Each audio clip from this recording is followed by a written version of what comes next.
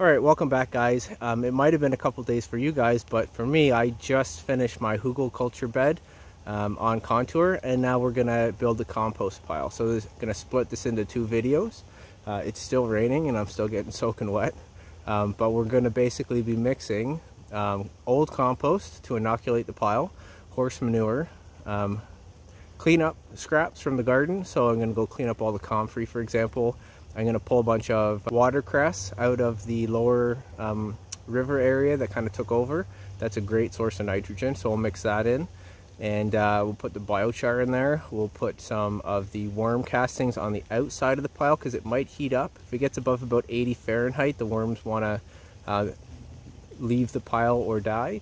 So we want to put worms kind of on the outside of the pile or wait for it to cool down. So we're going to just probably put them on the outside of the pile and let them find their way in, and then we'll put the leaf bags there and mix it all, layer it all together, and then we'll probably just kind of leave it like that.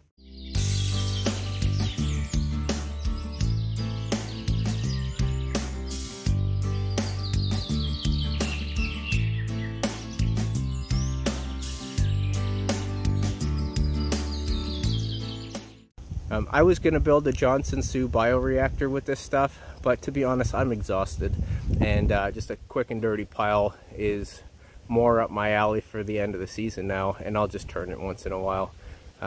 That'll be fine. I don't want to have to go out and buying all the pipes and the cages and stuff. I'll leave that as a project for another time though. Maybe we'll build one next year. Okay, so as far as building the pile, I think we'll build it right here.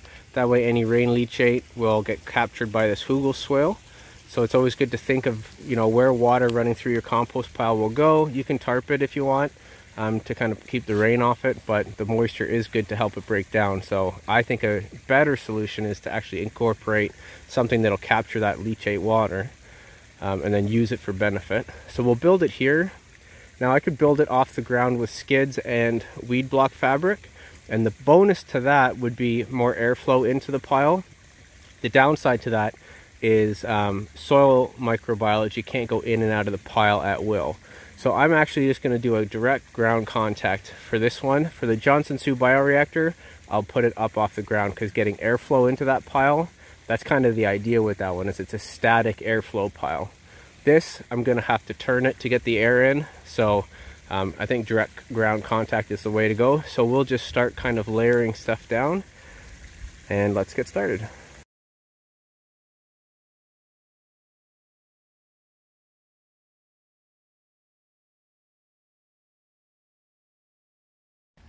Alright, so we've got manure, then leaves, compost, then leaves, then the water cress, then more manure, then the biochar. So for biochar, you want it roughly, I mean just roughly 10 to 20% of the total volume. So now we're actually going to add the worm juice onto this because that's super nutrient rich, and we want that in direct contact with the actual biochar. We'll put the worms maybe around the outside, but the worm juice we'll try to get right on there.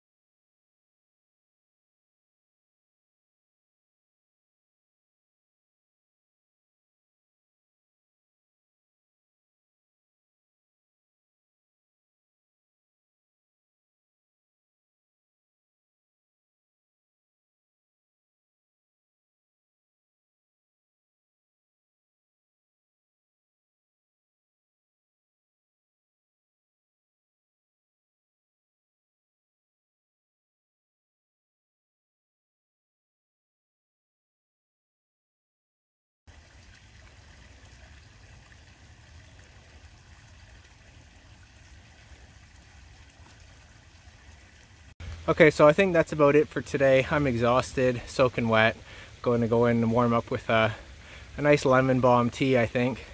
And remember one last thing before I let you go. For composting, size does actually matter.